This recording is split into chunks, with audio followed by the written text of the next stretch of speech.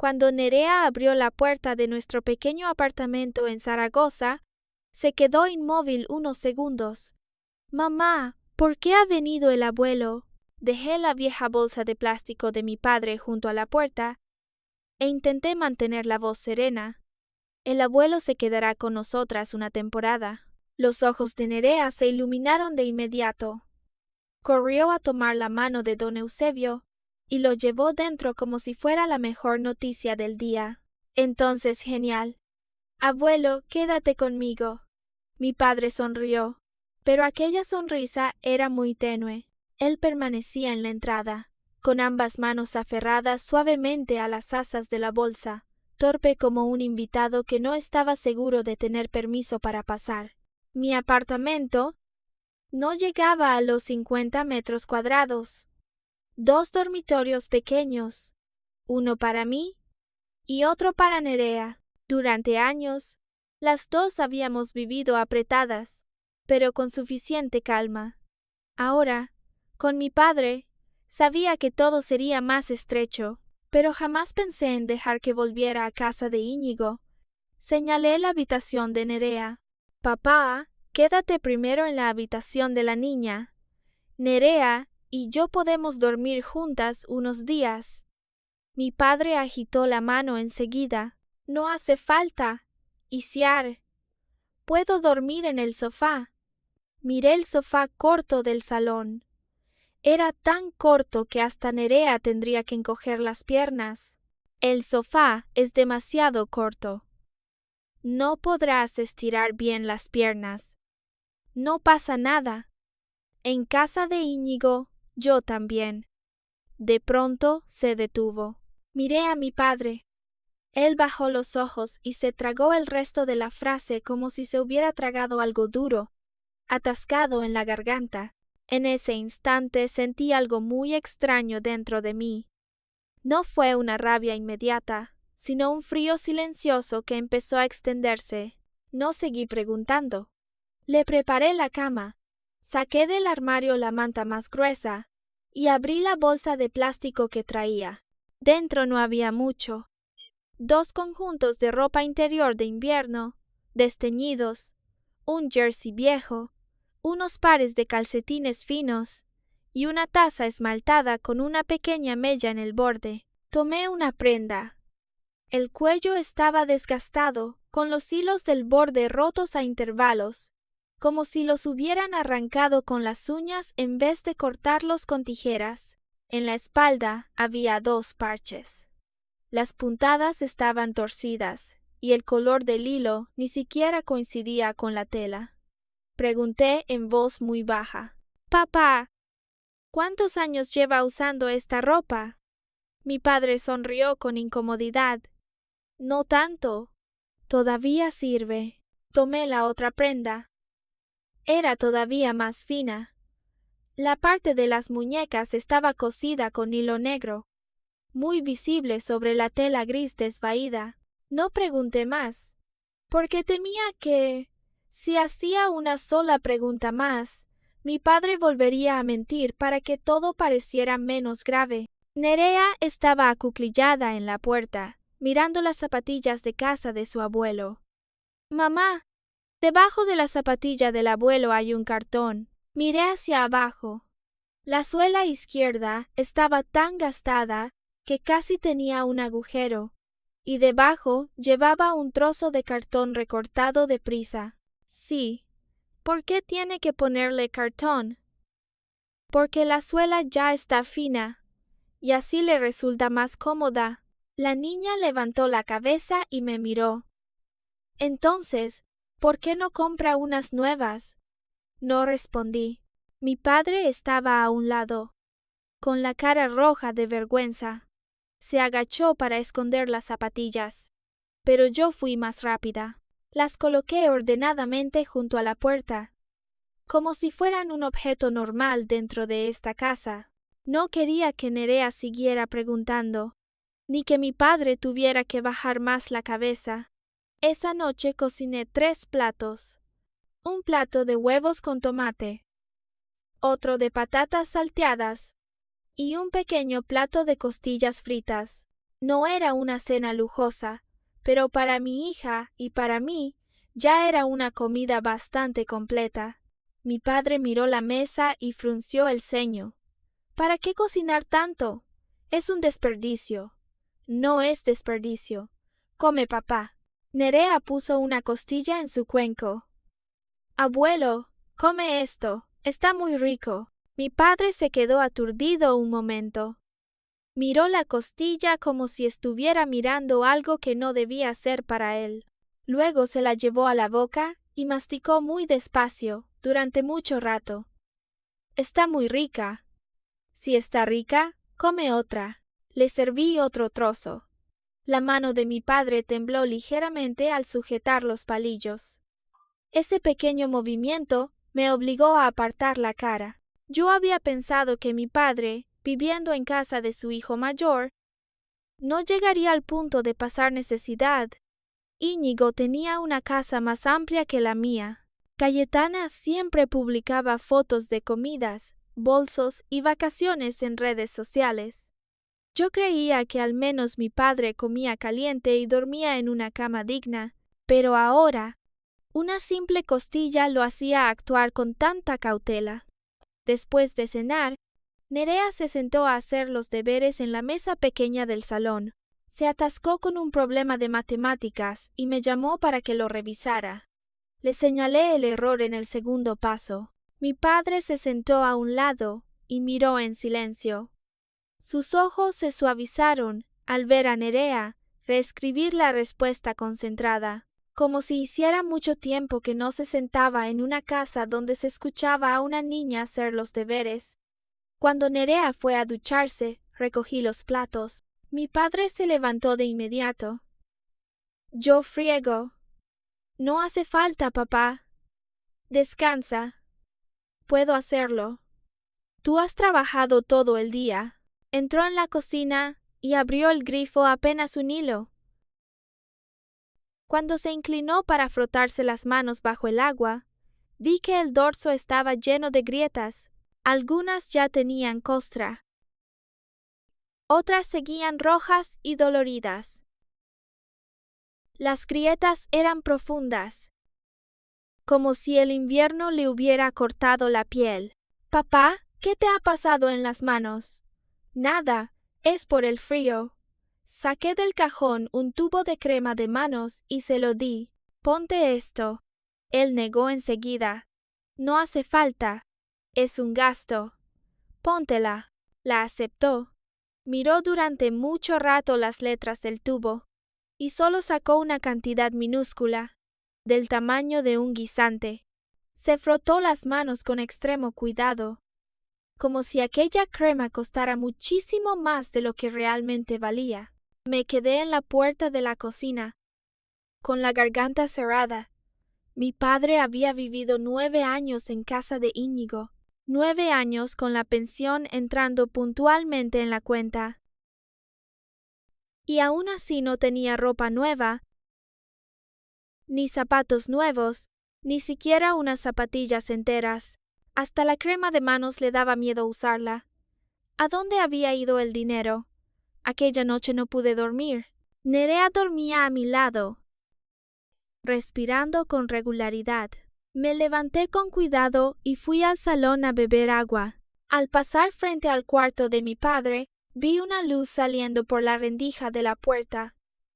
Empujé la puerta y entré. Mi padre estaba sentado al borde de la cama. En las manos tenía una libreta muy vieja, con la cubierta curvada en las esquinas y sujeta con una goma. Al verme, se sobresaltó y escondió la libreta bajo la almohada. «Papá, ¿aún no duermes? Ya voy. Vuelve a tu cuarto». Apagó la luz muy rápido. Me quedé unos segundos en la oscuridad y luego me fui.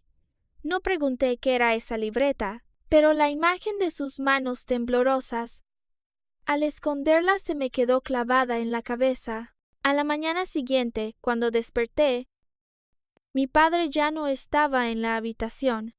Sus zapatos viejos tampoco estaban en la entrada, y la taza esmaltada había desaparecido. Lo llamé por teléfono. «Papá, ¿dónde estás?» He salido a dar un paseo. Vuelvo enseguida. Volvió casi a las 10. Las mangas tenían polvo, el bajo del pantalón barro seco.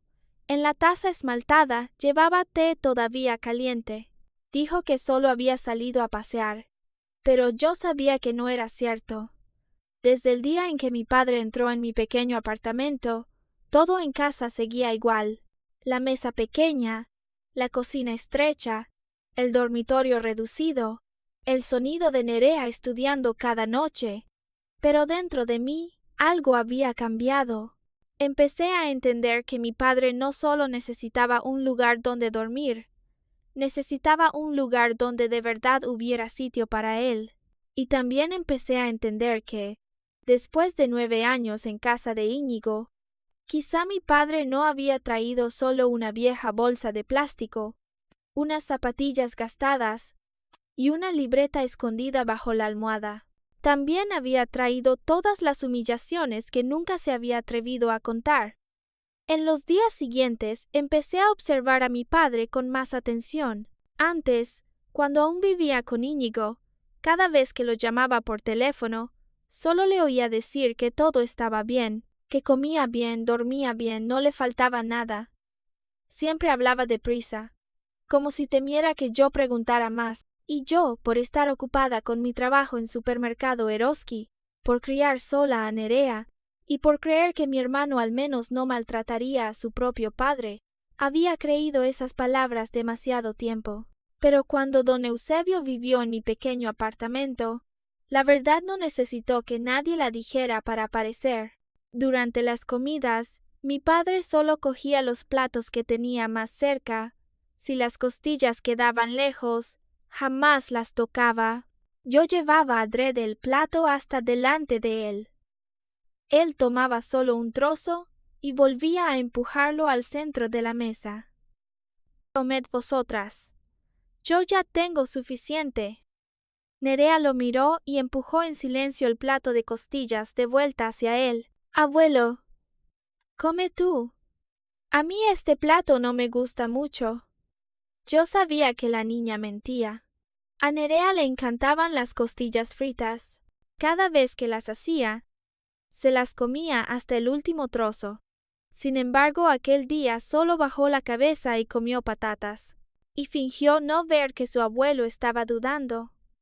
Mi padre miró a Nerea durante mucho rato, y al final tomó otro trozo. Aquel gesto me dejó un dolor sordo en el pecho. Una niña de 9 años entendía que su abuelo estaba dejándole lo mejor. Entonces, durante 9 años, ¿hasta qué punto los adultos de la casa de Íñigo habían fingido no entenderlo? Mi padre ahorraba hasta un extremo que me inquietaba. Al fregar, solo abría el grifo en un hilo de agua.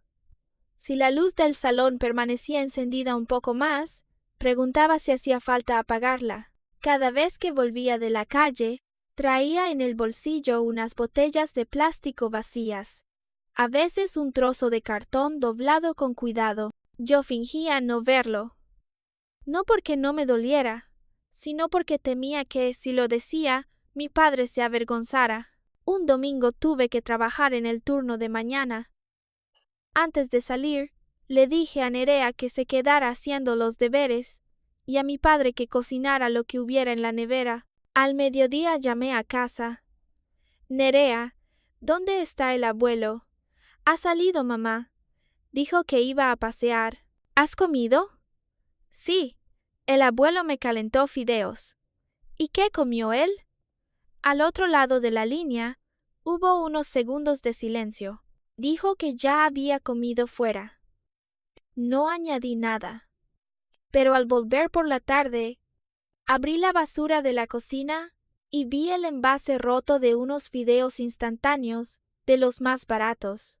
En el armario faltaba exactamente un paquete. Los fideos de la olla eran la parte que mi padre había cocinado para Nerea. Él seguramente solo comió ese paquete seco, y mintió diciendo que ya había comido fuera. Aquella noche, al bajar al portal del edificio para tirar la basura, me encontré con doña Rogelia Aranda, una antigua vecina que había vivido cerca de Íñigo y Cayetana. Me miró y suspiró. Isiar, ¿tu padre se ha ido a vivir contigo? Sí. Hace unos días. La mujer guardó silencio un momento, como si estuviera valorando si debía hablar. Mejor que se haya ido. Noté algo en su voz. Doña Rogelia, pasó algo. Me llevó a un lado y bajó la voz. En casa de Íñigo, tu padre no vivía nada fácil. Se me hundió el corazón. ¿Qué sabe usted? Ella miró alrededor del pasillo y siguió hablando. Varias veces fui de visita y vi a Cayetana e Íñigo comiendo comida a domicilio en el salón. Tu padre, en cambio, estaba en la cocina, calentándose las sobras del día anterior. Cayetana decía que los viejos comen poco, que comiera aparte y así no estorbaba en la mesa. Apreté con fuerza la bolsa de basura. ¿Comer aparte? Sí, y no fue una sola vez. También oí a Cayetana quejarse de que él comía mucho, gastaba luz y gastaba agua. Un invierno, tu padre salió al pasillo comunitario a buscar agua caliente, con las manos moradas de frío. Le pregunté y aún así sonrió, diciendo que no hacía frío.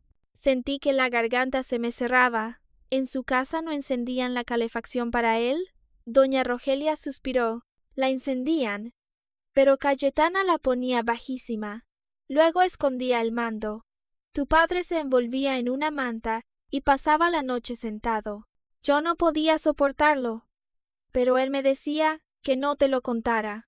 Esa noche guisé una olla de caldo de costillas. Cuando mi padre se sentó a la mesa, le serví un cuenco lleno. Apenas iba a decir que había cocinado demasiado cuando lo interrumpí. Bebe, papá. Quiero preguntarte una cosa. Su mano se detuvo. ¿Qué cosa?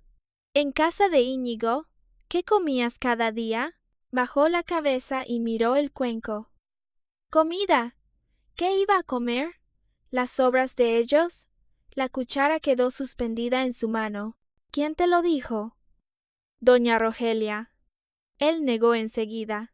Esa señora exagera. Los viejos comemos poco. Yo puedo comer cualquier cosa. Lo miré. ¿Cayetana te prohibió alguna vez sentarte a la mesa con ellos? Mi padre no respondió. ¿Alguna vez escondió el mando de la calefacción? Siguió callado. Nerea, sentada a un lado, tenía los ojos rojos. Abuelo, en invierno hace muchísimo frío. Mi padre le acarició la cabeza. El abuelo aguanta bien el frío. Una frase tan suave, pero me atravesó el corazón. Ese fin de semana llevé a mi padre al hospital universitario, Miguel Servet, para una revisión.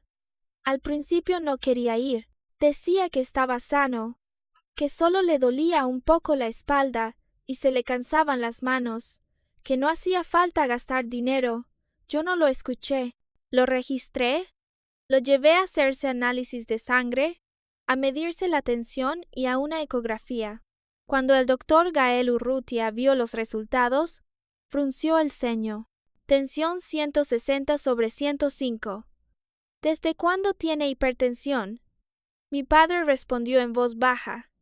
Desde hace unos años. ¿Toma la medicación con regularidad? Antes sí. Luego, dejé de tomarla. ¿Por qué la dejó? Mi padre bajó la cabeza y retorció entre sí sus manos agrietadas. Yo respondí por él. ¿Fue porque le parecía cara? Mi padre no dijo nada. El doctor Gael dejó los resultados sobre la mesa y su voz se volvió seria. La medicación para la tensión no puede interrumpirse por cuenta propia. Si sigue con estos valores, el riesgo de ictus es muy alto. La medicación de un mes no cuesta tanto, pero las consecuencias de dejarla no se pueden medir. Yo estaba sentada a su lado, y solo me resonaba en los oídos la frase, el riesgo de ictus es muy alto. Al salir del hospital, llevé a mi padre a la farmacia del barrio a comprar las medicinas. Cuando la dependienta dijo el precio, mi padre se tocó enseguida el bolsillo. Lo pago yo. No hace falta. Lo compro yo. Tengo dinero. Sacó una bolsita de plástico. Dentro había unos billetes arrugados. 5 euros, 2 euros y varias monedas envueltas con cuidado como si fueran un tesoro.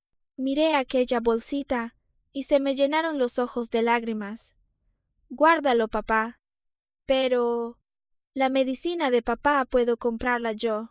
Mi padre sostuvo la bolsa, la apretó una y otra vez, y finalmente se la guardó en el bolsillo en silencio.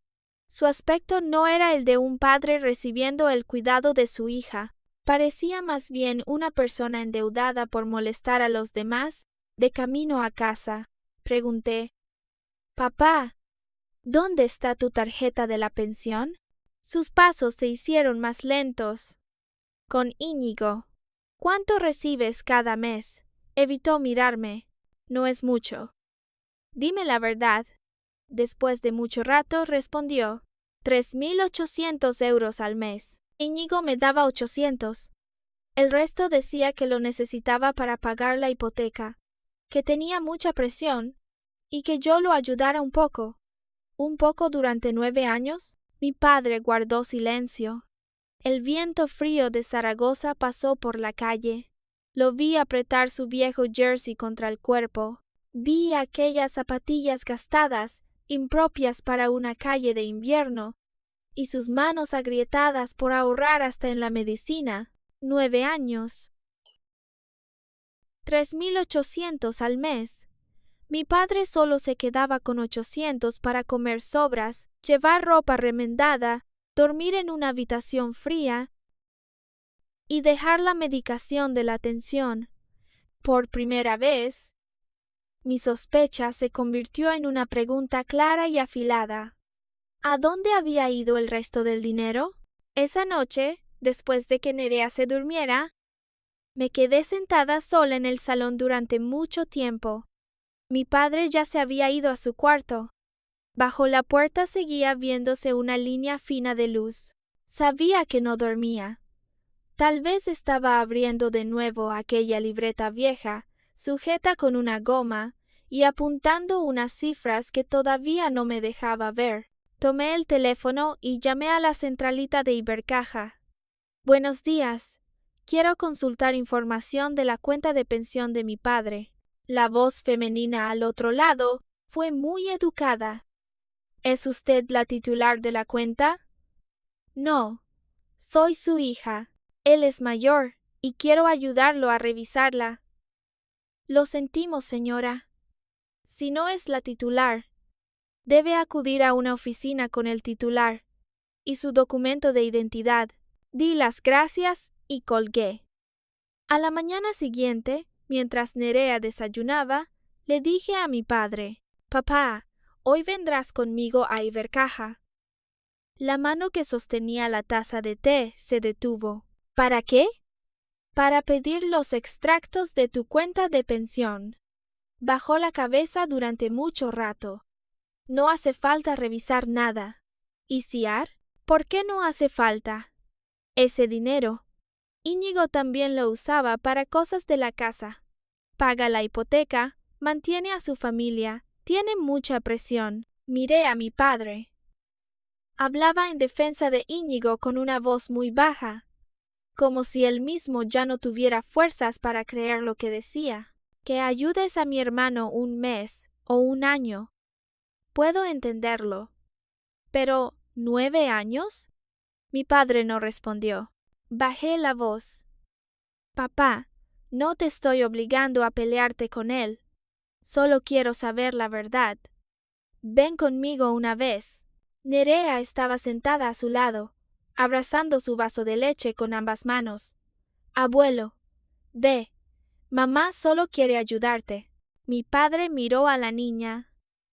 Sus ojos envejecidos temblaron.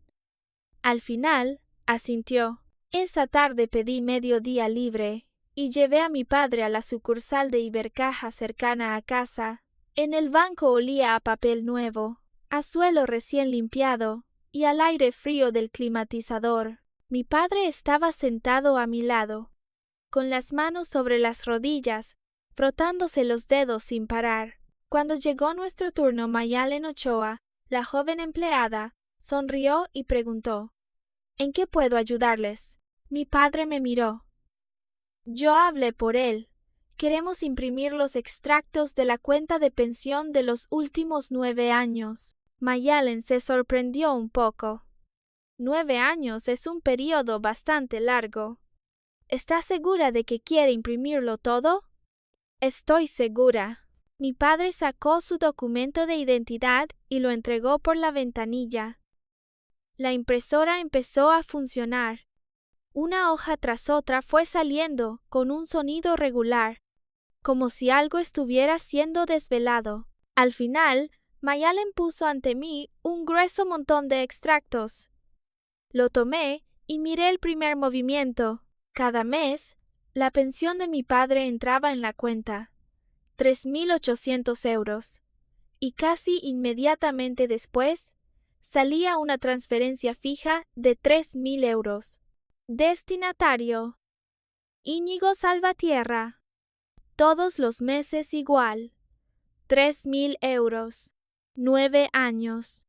Pasé las páginas rápido. Las fechas cambiaban, pero la cifra se repetía con una frialdad estremecedora.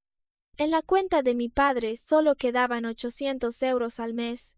800 euros para comer, comprar cosas, pagar luz y agua en una habitación fría, y también las medicinas de la tensión que al final no se atrevía a comprar. Miré a mi padre. Papá, esos 3.000 euros mensuales para Íñigo, ¿los transferías tú? Él evitó mis ojos. Al principio él tenía la tarjeta. Dijo que la necesitaba prestada un tiempo, que cuando aflojara la presión ya veríamos. Y después, no volvió a mencionarlo. ¿Le pediste que te la devolviera? Sus manos se encogieron. Una vez. ¿Qué te dijo? Sus labios se movieron durante largo rato. Dijo que un viejo como yo, ¿cuánto dinero podía gastar? Creí que estaba preparada. Pero al escuchar esa frase, el pecho se me cerró como si alguien lo apretara. Un viejo, ¿cuánto dinero podía gastar? Por esa frase, mi padre llevó ropa remendada, zapatillas con cartón, comió fideos secos y dejó la medicación de la tensión, y temblaba al sacar una mínima cantidad de crema de manos. Seguí revisando los extractos. Además de la transferencia fija a Íñigo, había retiradas de efectivo irregulares, 500, 1.000, una vez hasta 8.000. Algunas transferencias iban directamente a Cayetana Soler. Las notas eran muy vagas. Urgente, recogido por mí, gastos familiares. Pregunté a mi padre, ¿qué son estos movimientos? Él miró aquellas líneas con cansancio. A veces Cayetana decía que necesitaba dinero para cosas de la casa. A veces Íñigo decía que tenía que salir de un apuro. Yo no preguntaba demasiado, porque no te atrevías a preguntar, ¿verdad? Él no respondió. No dije nada más dentro del banco. Di las gracias a Mayalen, doblé los extractos y los metí en una carpeta. Al salir, el viento de la tarde de Zaragoza nos golpeó la cara. Mi padre caminaba a mi lado, con la espalda más encorvada de lo habitual, como si el culpable fuera él. Esa noche, después de que Nerea se durmiera, extendí todos los extractos sobre la mesa del comedor. Tomé un bolígrafo y marqué cada movimiento. 3.000 euros al mes transferidos a Íñigo. En 9 años, 324.000 euros. Las retiradas de efectivo y transferencias irregulares sumaban más de 30.000 euros. Las transferencias directas a Cayetana también superaban los 20.000 euros. Sumé una y otra vez. Por mucho que cambiara la forma de calcularlo, la verdad seguía allí, fría como una cuchilla. En 9 años, Íñigo y Cayetana habían tomado de la pensión de mi padre Más de 327.000 euros. Escribí esa cifra en un papel. 327. 200. Luego la rodeé con un círculo. A la mañana siguiente fui al centro comercial Puerto Venecia. No soy una persona que entienda de marcas de lujo, pero Cayetana había publicado una vez un bolso beige frente a una boutique. Abrí aquella foto y se la enseñé a una dependienta. ¿Cuánto cuesta este bolso? Unos 32.000 euros, según la versión. Me quedé inmóvil unos segundos. 32.000 euros. Casi lo mismo que mi padre había tenido que ahorrar con angustia durante varios años. Seguí revisando las fotos de Cayetana. Un collar en una joyería. Unas vacaciones en Menorca. Habitación de hotel con vistas al mar. Buffet de marisco. Vestido nuevo. Gafas de sol nuevas. Bajo la foto, ella había escrito: después de un año duro, hay que saber tratarse bien. Miré la fecha de la publicación. Justo ese mes, en el extracto de mi padre había una retirada extra de 600 euros con la nota recogido por mí. Eso significaba que ese mes a mi padre le quedó muy poco dinero. Cayetana comía buffet junto al mar. Mi padre comía fideos instantáneos en casa. Apagué el teléfono y me senté en los escalones del centro comercial, abrazando con fuerza la carpeta. A mi alrededor pasaba mucha gente, con risas, tacones y bolsas de compra chocando unas con otras. Pero yo solo oía la voz de mi padre en el banco. Un viejo como yo, ¿cuánto dinero podía gastar? Esa noche, cuando volví a casa, mi padre seguía esperándome en el salón. ¿Has comido? Sí, ya he comido. Te he dejado unos fideos en la olla. Se levantó para ir a la cocina a calentarlos. Miré su espalda delgada, sus hombros ya vencidos, y de pronto no pude soportarlo más. Papá. Él se volvió. ¿Sí? ¿Íñigo te ha llamado? Mi padre guardó silencio. Ese silencio respondió por él. ¿Qué dijo? Él tomó su taza esmaltada y bebió un sorbo muy pequeño de agua. Dijo que me encargaras de controlarte, que revisar esas cosas no sirve de nada. También dijo que de ahora en adelante no hacía falta volver por las fiestas.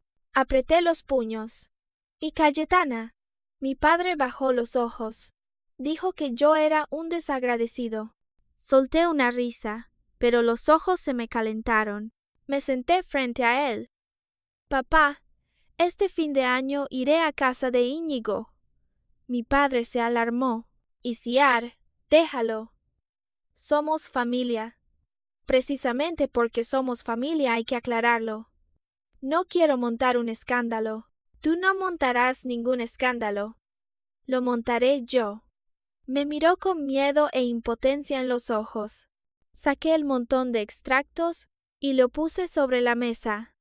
Durante 9 años has aguantado suficiente. Esta vez no tienes que decir nada. Yo hablaré por ti. Aquella noche no dormí. Me senté bajo la luz amarilla y ordené cada extracto por año, cada movimiento por mes.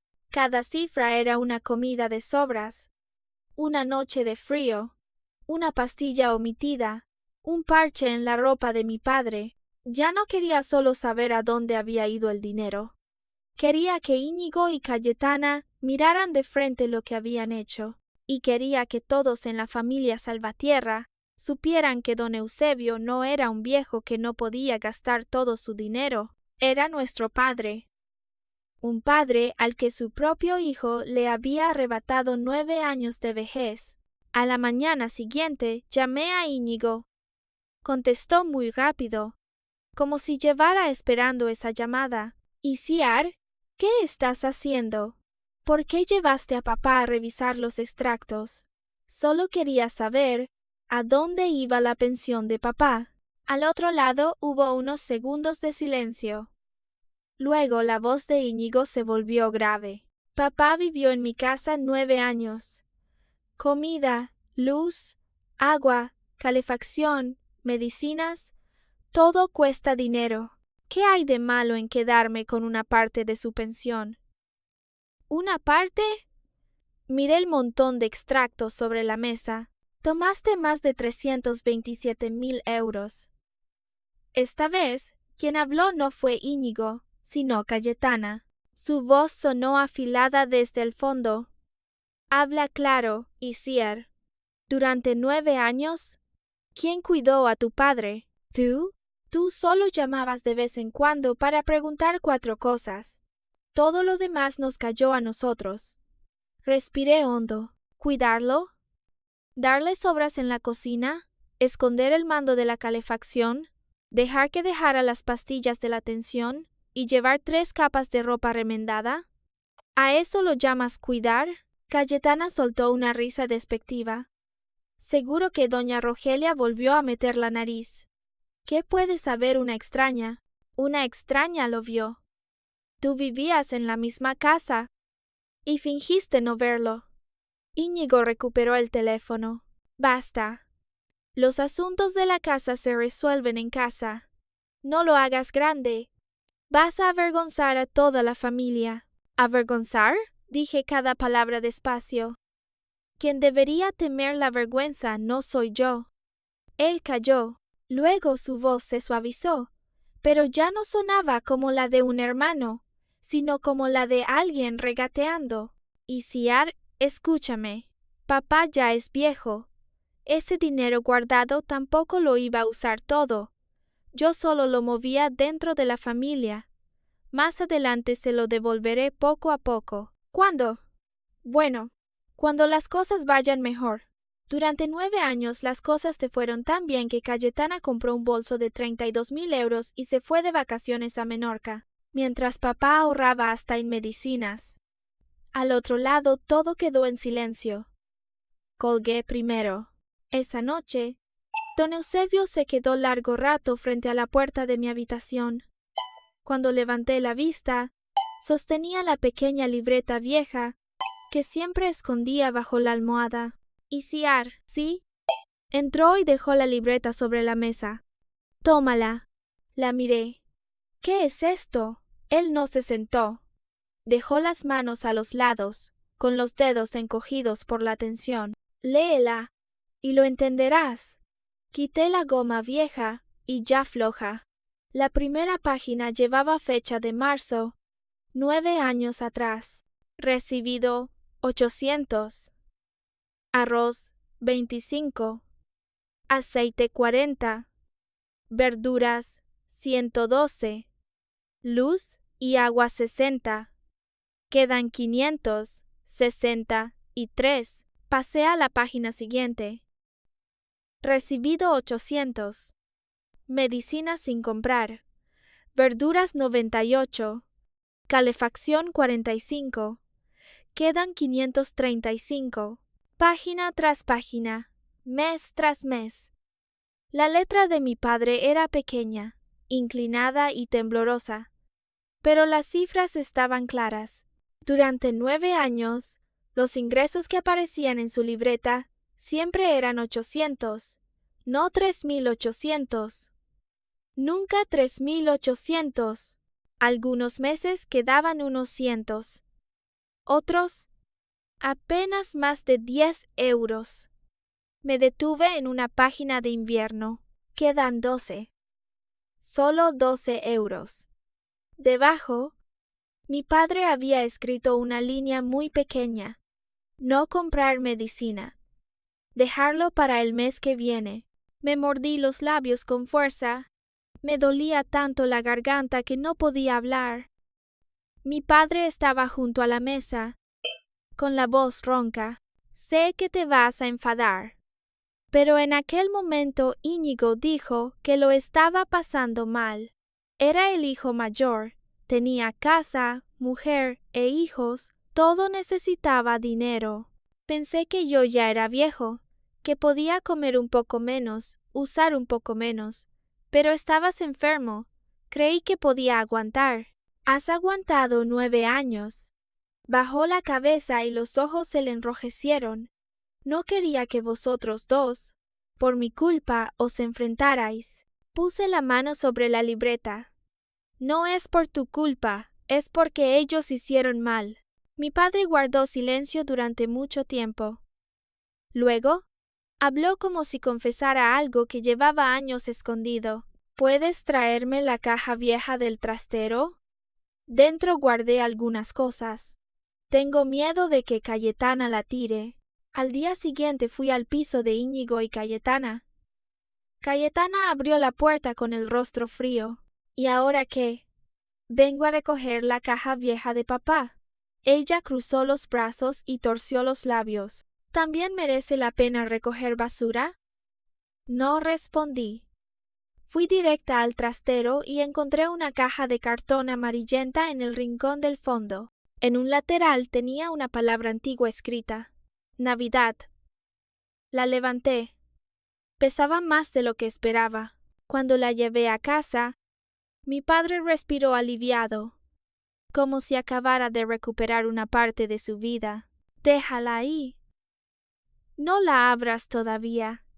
Pero esa misma noche fue él quien la abrió. Dentro no había objetos valiosos, solo unas bufandas pequeñas, algunos juguetes viejos de niños y varios sobres amarillentos, y una bolsa de tela con monedas y billetes pequeños, envueltos con muchísimo cuidado. En cada paquete, mi padre había escrito un nombre: Isiar, Nerea, medicinas, por si hace falta. Me quedé helada. Papá, ¿de dónde sacaste esto? Recogía botellas, arreglaba cositas para los vecinos, ayudaba a la gente a mover cosas. Cada vez que me daban unos euros, los guardaba. Sonrió con vergüenza.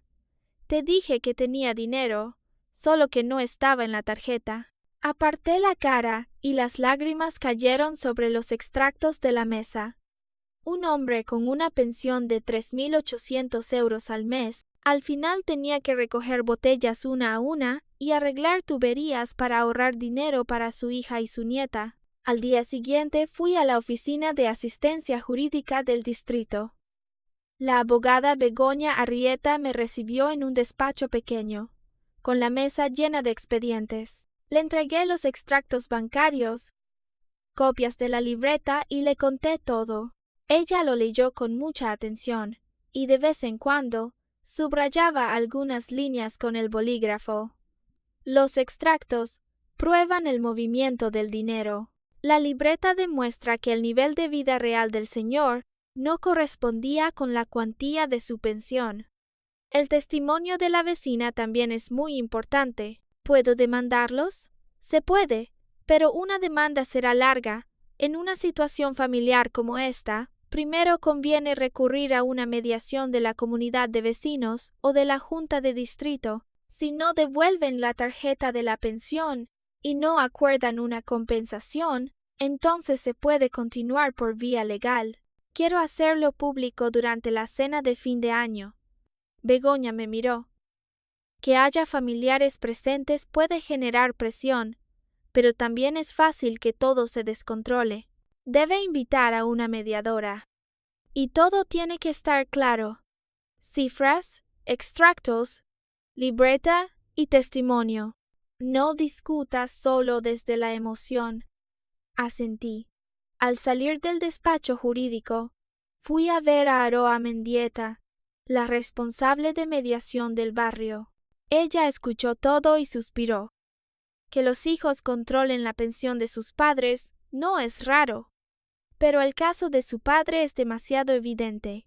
Puedo asistir a esa cena como mediadora. Si usted avisa previamente a su hermano. Lo avisaré. Al volver por la noche, extendí todos los documentos sobre la mesa.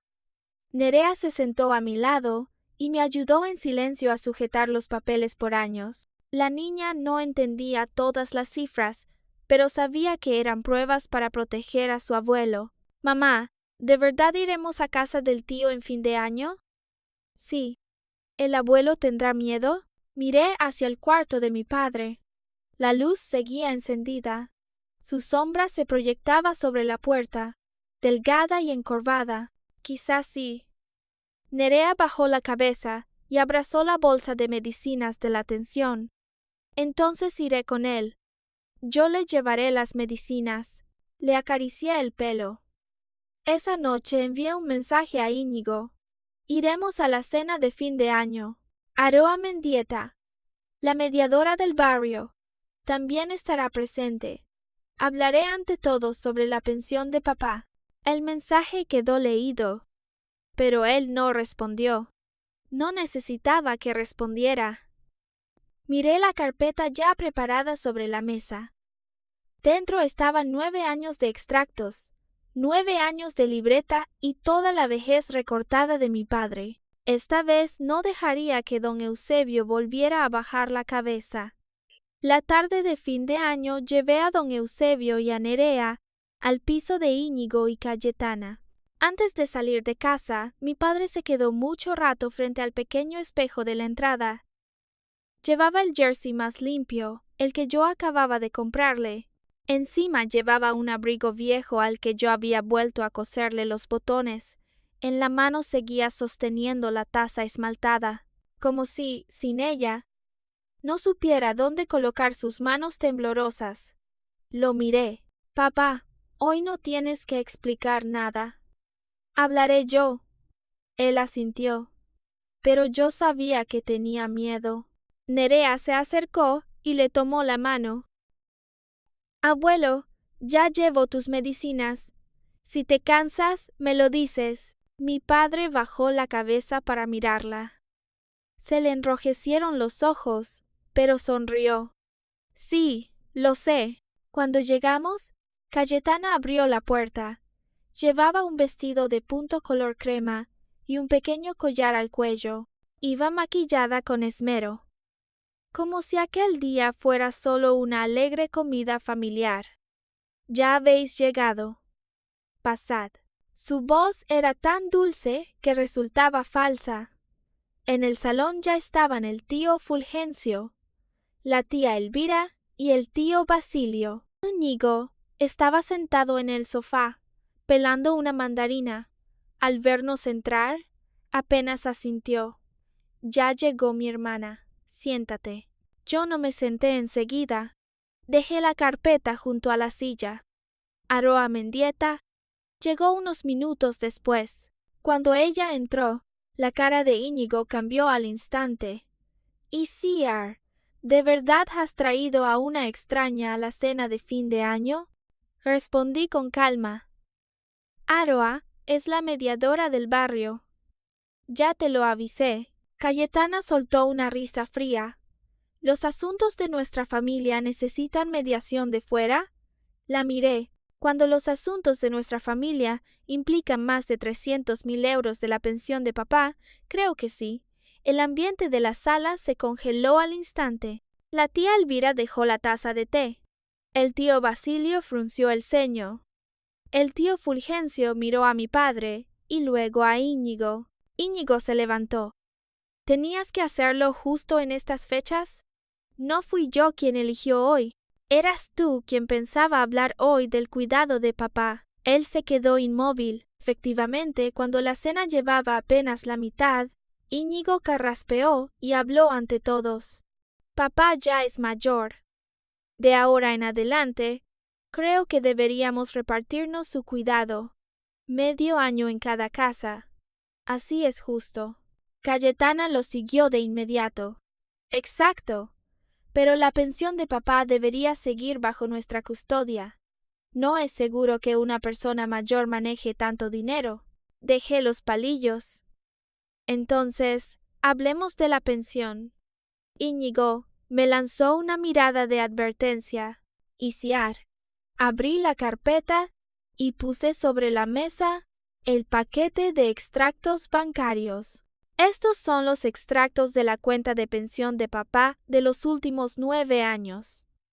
Cada mes papá recibía 3.800 euros, pero cada mes se transferían 3.000 euros fijos a Íñigo. Papá solo se quedaba con 800 euros. El tío Basilio levantó la cabeza de golpe. ¿Así durante 9 años? Asentí.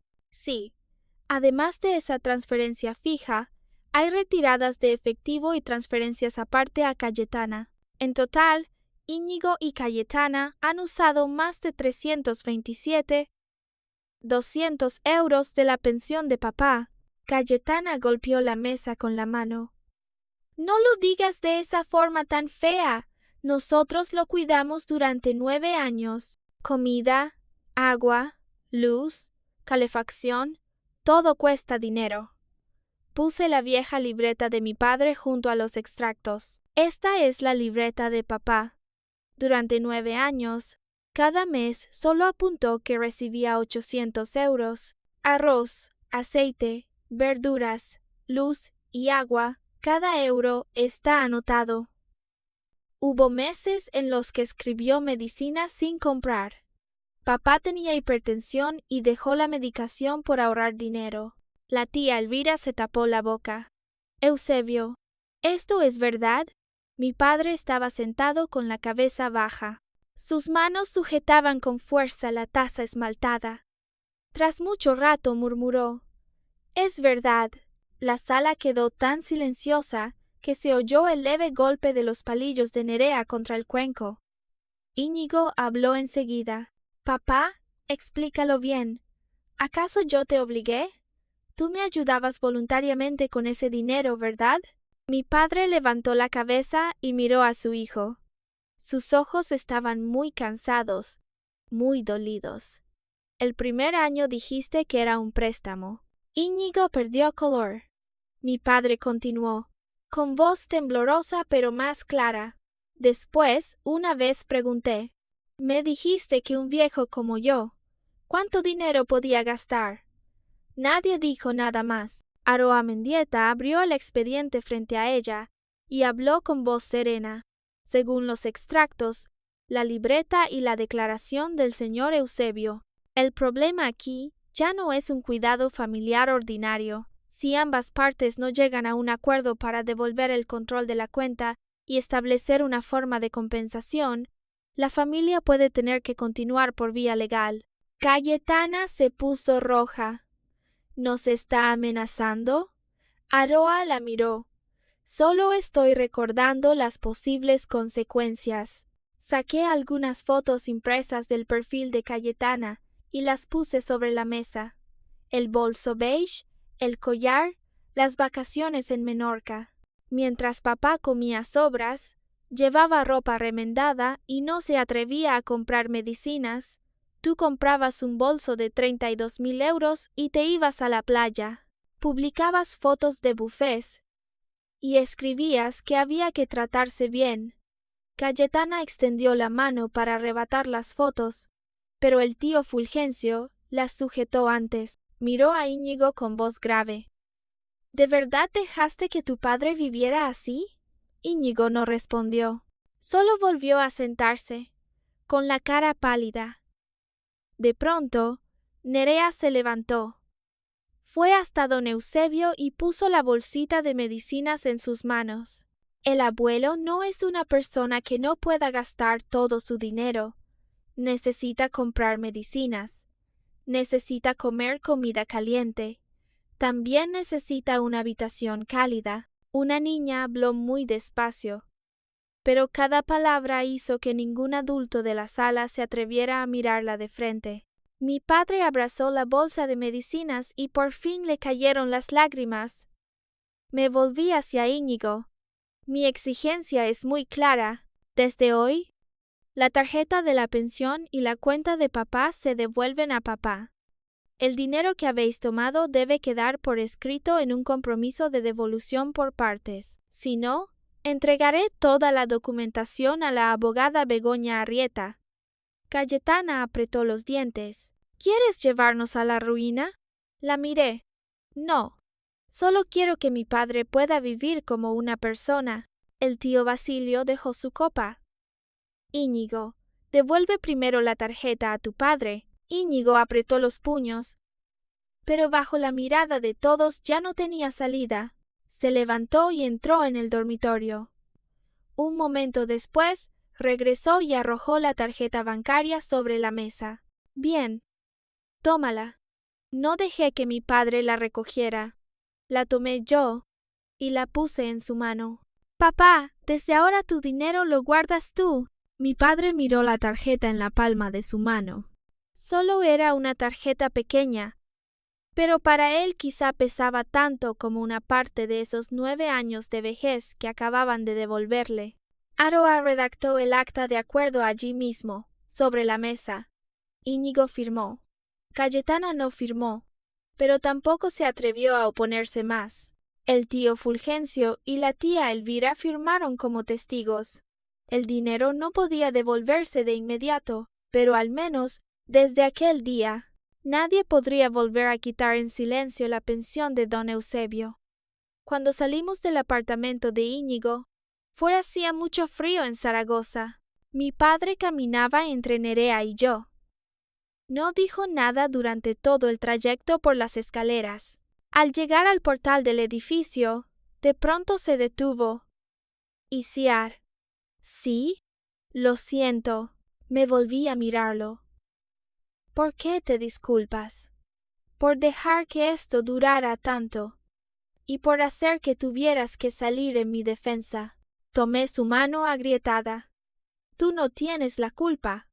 La culpa es de quienes te hicieron creer que no merecías vivir con dignidad. Nerea abrazó su otra mano. Abuelo, volvamos a nuestra casa. Mi padre bajó la cabeza para mirarla. Sí, volvamos a nuestra casa.